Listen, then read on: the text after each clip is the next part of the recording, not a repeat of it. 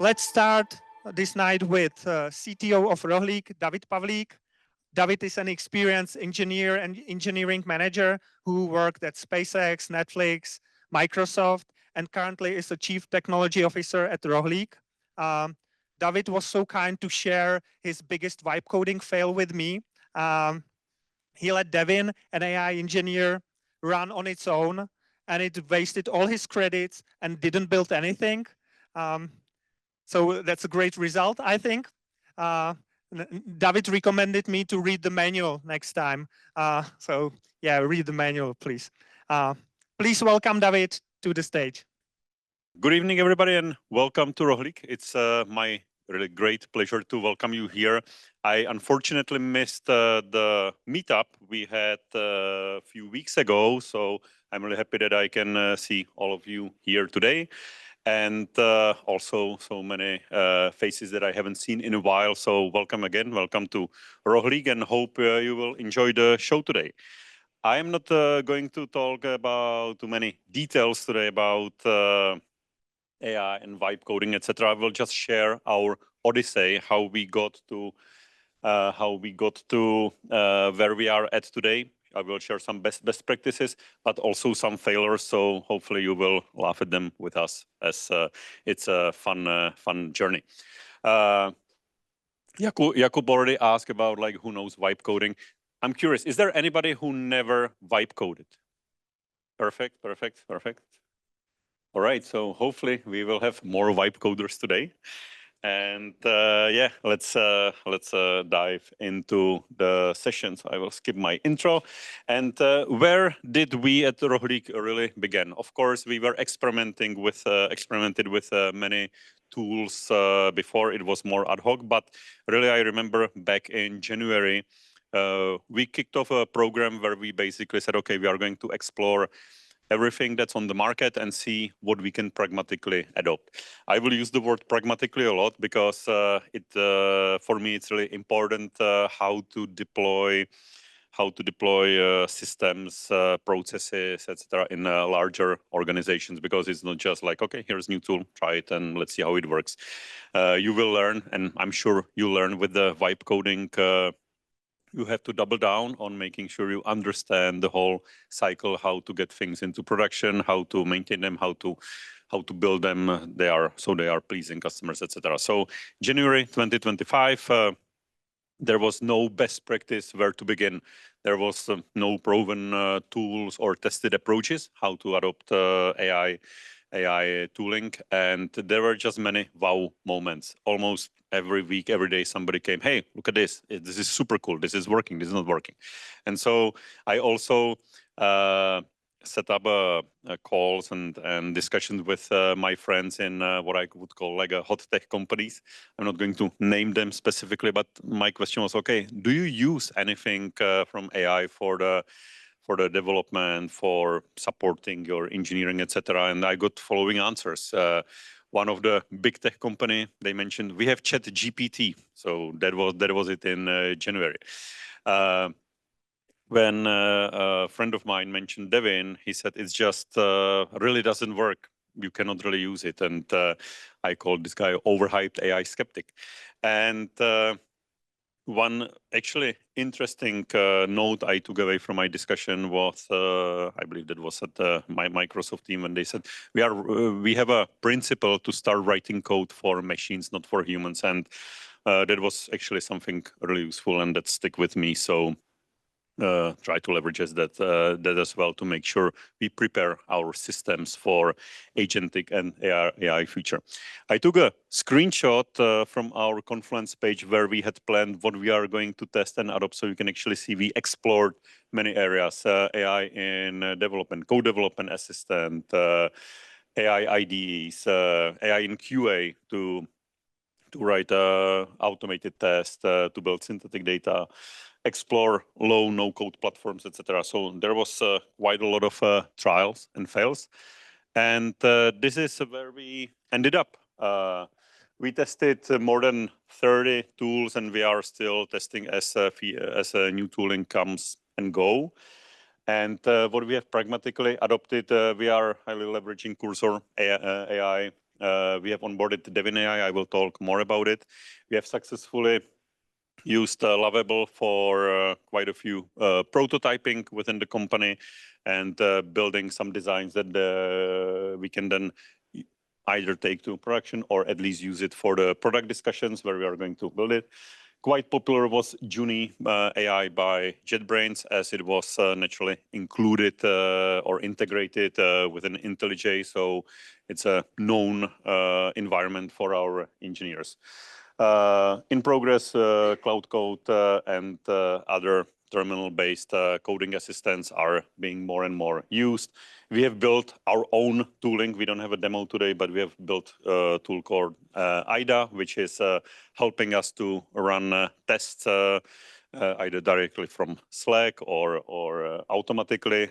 We are working on self-healing tests so they can keep improving as you are committing more changes. We have built intern tooling for exploring our data sets, Data Sensei, I don't know how to pronounce it correctly.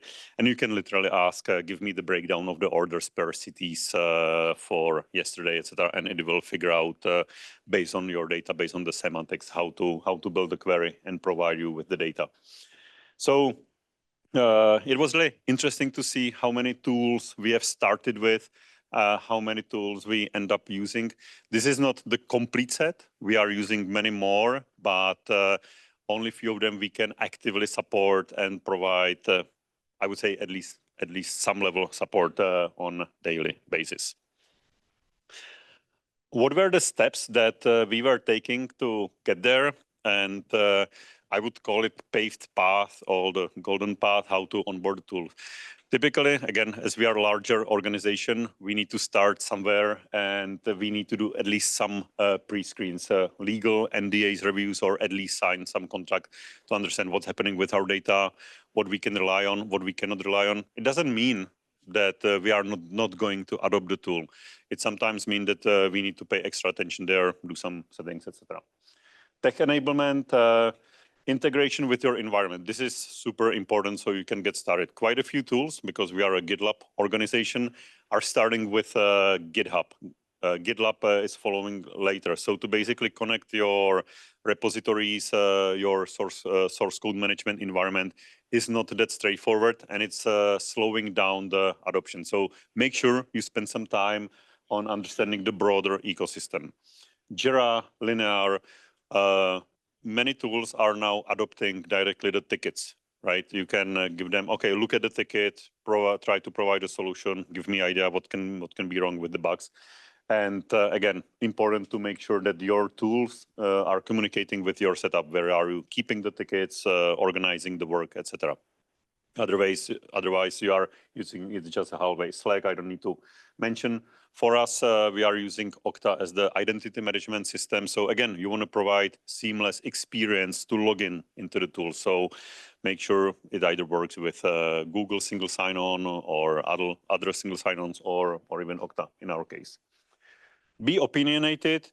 It really works great if you know what are your engineering principles, how you want to write the code, what are your best practices for commits, for organizing the source code. Here, I took a screenshot of the knowledge we are sharing with Devin AI. Here's some example like how to create our kind of atomic commit. So the code base and the commit structure is much more organized. So tell the tools how you want to work. Make sure you can even automate it with your software development lifecycle, especially if you are from larger organizations. Typically, you have some SDLC, so make sure you actually encode it in your environment. Observe and measure adoption. I have some numbers in the following slide, but this is really important. As I mentioned, we are pragmatically adopting the tool, so we will evaluate them, onboard them, and then we are watching how people are using it. For example, we had amazing spike with Lovable. Many people are trying it. Now it's actually going down, and more tools like Devin are in the uptick. So make sure you understand what people like and react to that. And be ready to switch. There is a new tool almost every day. Anybody knows Kiddo? See, excellent. bonus points for you. AWS released yesterday their kind of agentic ID or development environment for specific based specs based software engineering. So this is how it's fast, how quickly it's changing and happening in the AI space. So be ready to adopt new tools. And something about consumption. So right now we are about 80% of our team, just comparing the numbers where we are at with the adoption of the various toolings. Devin AI is leading 137 as of yesterday, people that have account in Devin and try to do something. It's tech and non-tech. You would be actually surprised how many product managers are using Devin to draft the solution or even bring it to the PR so the engineers can just review it and deploy to production. Our support team is using Devin. When there is a bug, they will run the analysis and see what could be the cause of the bug. If I remember correctly, and correct me if I'm wrong, I believe the leader of that team reported that about 30% of the Devin sessions is actually pointing to the correct bug and actually providing a correct solution. So it's really, really working not only for engineering. Cursor, again, many users are active there. Juni AI Ultimate, 21 active users. For Juni, it's a seat-based licensing, so it's a little bit cost prohibitive because you actually need to commit for the whole year of consumption. Lovable, 35 users. Just to illustrate how much we are burning on each tool right now and how to think about the ROI.